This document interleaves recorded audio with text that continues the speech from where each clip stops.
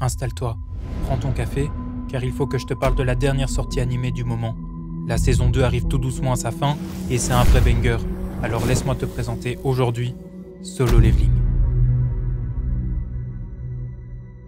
J'ai rien à dire. Eh bien, bonjour à tous, j'espère que vous allez bien. On se retrouve aujourd'hui pour le 12e épisode de Solo Leveling. Et quelle pépite, bordel de... Non, je trouve que l'animé a vraiment pu rendre hommage et mettre en valeur la puissance de nos deux personnages avec cette fourmi noire et Jinwoo. Et puis je trouve que l'animation aurait été exceptionnelle, et ça du premier au dernier épisode de cette saison 2. En tout cas, on l'espère, parce qu'à mon avis, il reste un dernier épisode avant de conclure définitivement cette saison 2. Eh oui. Aujourd'hui, on a beaucoup de choses à aborder. On va bien sûr parler de ce combat entre la fourmi et Jinwoo, ce fameux moment où Jinwoo a failli être tué et où on a failli perdre ses beaux petits yeux bleus. Mais on va aussi parler de la puissance de cette fourmi. On va essayer de la comparer un petit peu aux autres adversaires que Jinwoo a rencontrés, entre autres Baran, le roi des démons. Et on finira évidemment par parler de l'état de santé de Chaeyin. Est-ce qu'elle va y rester? Est-ce qu'elle va survivre selon nous? Tout ça, c'est dans cet épisode, donc je t'invite vraiment à rester jusqu'au bout si tu souhaites découvrir un maximum d'informations qui n'étaient pas forcément dans l'animé. Et puis surtout, on vient officiellement de commencer le tome 9 de Solo Leveling, et je peux t'assurer qu'il nous réserve beaucoup de choses. C'est parti. Comme le caméraman de rang A, on reste bouche bée devant cet épisode et cet affrontement. Les ombres de Jinwoo sortent les unes après les autres et on peut compter sur la garde personnelle de Jinwoo pour nettoyer rapidement la menace. Quant à lui, il fait également son apparition, suscitant l'interrogation auprès de nos chasseurs. Il faut dire que cet épisode, ça va être la première occasion pour tous ces chasseurs qui côtoient Jinwoo depuis plusieurs épisodes de savoir enfin de quoi il est capable et de connaître un petit peu plus ses pouvoirs. Et c'est pas forcément ce qui enchante Jinwoo, parce qu'on sent qu'il a une certaine réserve à devoir dévoiler d'une certaine manière tous ses pouvoirs. On sent qu'il est un peu sur la réserve et que ça l'empêche de se développer à 100%. Et c'est le cas de son pouvoir d'extraction des ombres. Après tout, il s'agit de nécromancie, et on sent qu'il réfléchit à 2 fois avant de vouloir extraire les fourmis déjà mortes.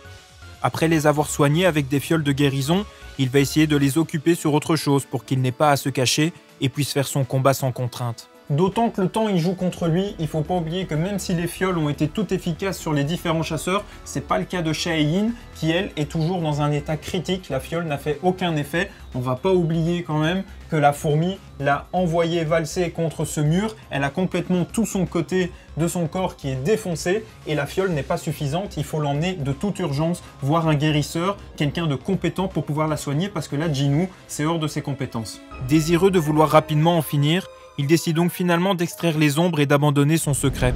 Sauf qu'il n'aura pas cette occasion, car il se fera interrompre par le retour du roi des fourmis, qui, on l'aura compris, n'aura fait qu'une bouchée de gâteau. Et on l'avait quand même vachement soupçonné dans la review précédente, j'avais pu vous en parler. Je t'invite vraiment à aller voir cette review si tu veux un complément d'information sur les ambitions du Japon derrière ce raid, des pouvoirs que pouvait avoir cette fourmi, pourquoi est-ce qu'elle s'en prend à Goto. On a eu un petit souci avec YouTube, la vidéo a mal été proposée, donc si jamais tu n'as pas vu cette review 11, je t'invite vraiment à aller la voir après celle-ci si tu veux avoir beaucoup plus d'informations qui ne se passent pas dans l'animé. Mais revenons à cette envie de Jinwoo d'extraire déjà les ombres des fourmis qu'il a tuées pour essayer d'avoir un nombre d'effectifs plus élevé que l'horde de fourmis qui est en face de lui. Il faut savoir qu'il y a une différence avec le livre, parce que dans celui-ci, il a déjà extrait les ombres des fourmis, et ça laisse d'ailleurs tous les chasseurs assez perplexes et un petit peu suspicieux de quels sont réellement les pouvoirs de Jinwoo. Alors qu'ici, dans l'animé, il n'a pas le temps d'extraire les ombres qu'il est interrompu par la fourmi, et donc je suis très curieux de savoir comment est-ce qu'ils vont amener au final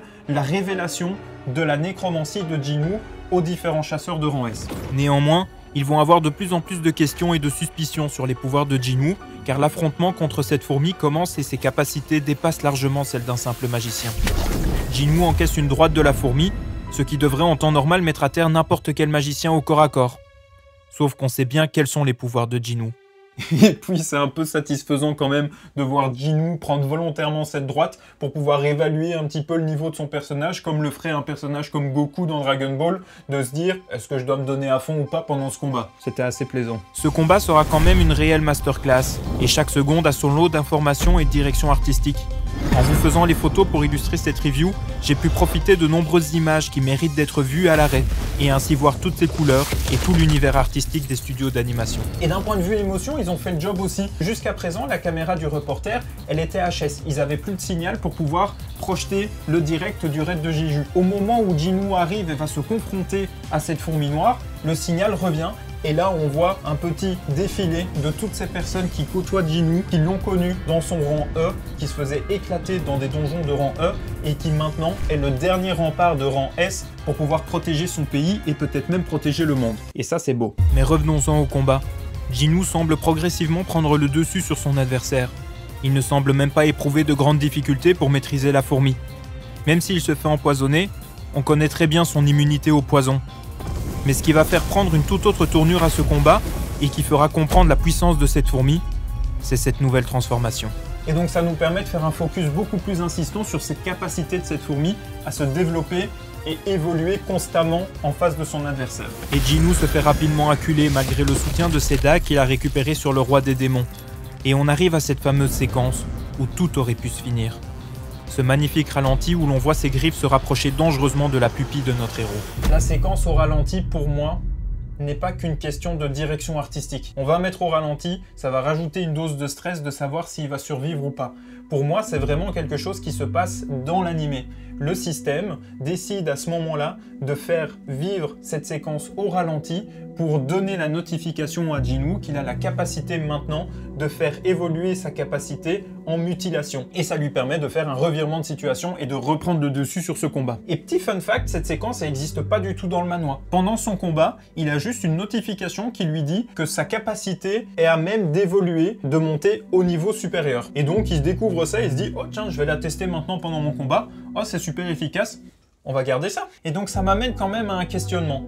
Est-ce qu'avec l'ajout de cette séquence, le scénario souhaite nous raconter que sa capacité a juste évolué au cours du combat et lui permet de développer mutilation, comme si on prenait un Pokémon qui monte de level pendant un combat, ce qui fait changer son Flamèche en lance-flamme? Ça, c'est la première possibilité. Ou la deuxième, est-ce qu'on veut nous faire comprendre que le scénario, que le système, c'est plus ou moins la même chose à mes yeux dans cette séquence-là, décide de nous faire gagner ce combat avec Jinwoo en lui apportant ce petit boost, voilà cette capacité, je vois que t'es dans la galère, je vois que t'es presque en train de mourir, je te donne ce petit coup de pouce parce que j'ai pas envie que tu meurs. Je vous laisse en débattre dans les commentaires, sans spoiler bien sûr. Quoi qu'il en soit, le combat est plié. Jinwoo prend continuellement le dessus et nous propose encore quelques magnifiques séquences.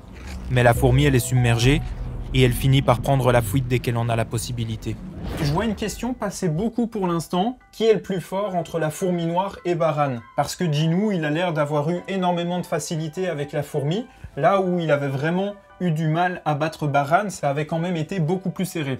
Il y a un petit passage dans le manhwa où Jinwoo va se faire la réflexion pendant son combat contre la fourmi, qu'en fait, cette fourmi est plus ou moins du même niveau que le roi des démons, voire même un petit peu plus fort. Sauf que depuis, Jinwoo a monté de niveau et de capacité, et ça il le dit aussi. Et qu'en plus de ça, il a récupéré des armes très puissantes, c'est-à-dire les armes du roi des démons. Donc le Jinwoo qu'on a en face de nous est beaucoup plus puissant maintenant que ce qu'on a pu le voir avant l'étage 100 lorsqu'il a dû se battre contre Baran. Donc c'est déjà pas comparable à ce niveau-là. Aussi, il faut préciser que la fourmi a la capacité de s'améliorer continuellement, ce qui n'était pas le cas de Baran. Surtout que cette fourmi a aussi la capacité, et on en a parlé dans la review de l'épisode précédent, lorsqu'elle mange la tête de ses victimes, elle récupère ses pouvoirs. Et donc c'est pour ça que tu peux voir la fourmi utiliser les pouvoirs de glace, qui étaient les pouvoirs du rang S japonais qui s'est fait tuer dans l'épisode précédent, et que tu peux également voir la fourmi régénérer ses membres super rapidement, et ça c'est le pouvoir de Min, qui est le guérisseur coréen qu'on a vu pendant tout l'épisode précédent. Donc ce qu'on peut quand même sous-entendre, c'est que toutes les victimes qu'elle a fait dans l'épisode précédent, elle a récupéré leur pouvoir, elle a mangé la tête à chaque fois. Et surtout, n'oublions pas qu'il y a Goto dans l'histoire, qui était quand même le rang S le plus puissant du Japon. Donc avec toutes ces infos, ça me paraît évident que cette fourmi est beaucoup plus puissante que le roi Baran. Et puis je te lâche un peu l'information, mais Baran, on n'a pas fini d'en discuter, on en parlera dans les prochaines saisons de Solo Leveling. Mais patience. À la fin de ce combat, Jinwoo gagne quelques niveaux après avoir terrassé son adversaire, mais on repasse directement sur l'état de santé de Cha, qui se détériore au point de pousser Jinwoo à utiliser l'une de ses fioles d'élixir de vie. Si tu te rappelles bien, il avait pu en crafter 6, il en a utilisé une pour sa mère, il vient d'en utiliser une pour Shailin, donc là maintenant il en reste que 4. Malheureusement, cette fiole n'a pas d'effet sur les blessures physiques, rendant cette nouvelle tentative inefficace. Le destin de Cha semble figé, et le raid de Jeju n'est donc pas encore terminé. Mais que pourrait-il encore se passer? Et c'est sur une séquence comme ça qu'on nous laisse encore attendre. On nous dirige vers la sortie. Allez, s'il vous plaît, il est l'heure de partir. On se revoit la semaine prochaine. Nous laisser sur une fin pareille sont complètement fous.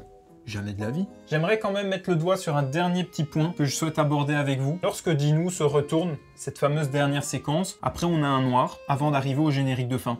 Pendant ce noir, on entend un cri. Et ce cri, pour moi, il peut pas être anodin. C'est que ça annonce quelque chose. Est-ce que c'est le cri de la fourmi noire qui, en fait, n'est pas réellement morte? Pourtant, on a bien vu Ji-Woo gagner des niveaux lorsqu'il l'a terrassée. Donc pour moi, c'est la conclusion que la bête, elle est bien morte. Il y a cette fameuse règle au cinéma que tant qu'on voit pas la personne réellement mourir, elle est jamais morte. Ou alors, c'est peut-être le cri de Shae-in ou d'un autre chasseur parce qu'il se passe quelque chose. Et si tu as lu le manhwa comme moi, tu connais ce qui va se passer dans l'épisode. Mais ce cri, il m'interpelle. Et ça me rend vraiment hype de découvrir avec vous la réponse la semaine prochaine dans la review de l'épisode 13, qui sera sûrement le dernier épisode de Solo Leveling saison 2, et conclura cette magnifique série qu'on aura fait tous ensemble jusqu'à présent.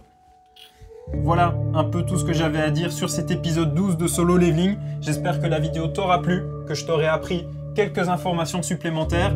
En tout cas, un tout grand merci pour votre soutien sur tous ces épisodes. Comme j'ai pu vous le dire dans cette vidéo, j'ai eu un souci YouTube avec la review de l'épisode 11. Donc je pense qu'elle est passée inaperçue pour beaucoup de personnes. Si toi, tu avais pris l'habitude de regarder toutes les reviews, je t'invite vraiment à aller la voir parce qu'elle est bien sortie. Tu n'as peut-être juste pas reçu la notification en temps et en heure. Donc n'hésite pas à aller la voir si tu veux un complément d'information. Et puis aussi, ça te permettra de découvrir une autre facette de moi-même parce que ce dimanche, on a sorti une nouvelle vidéo axée musique. On fait de la musique sur cette chaîne YouTube et donc j'ai réadapté la musique iconique du film Dragon. Si tu es dans l'animation, t'as pas pu passer à côté de Dragon pendant ton enfance et donc on a réinterprété cette musique en mode sleep music, berceuse, suite lofi, et donc n'hésite pas à aller découvrir ça si tu veux passer un moment apaisant autour de cette musique. Et puis n'oublie pas, sur cette vidéo et sur toutes les autres, à lâcher un petit like, à mettre un commentaire et à t'abonner si le contenu et si les projets que je te propose te plaisent. En tout cas, je vous fais des gros bisous. Je vous souhaite de passer une très très belle fin de journée. Encore un tout grand merci à tous. On se donne rendez-vous mercredi prochain pour la review du dernier épisode de Solo Leveling saison 2.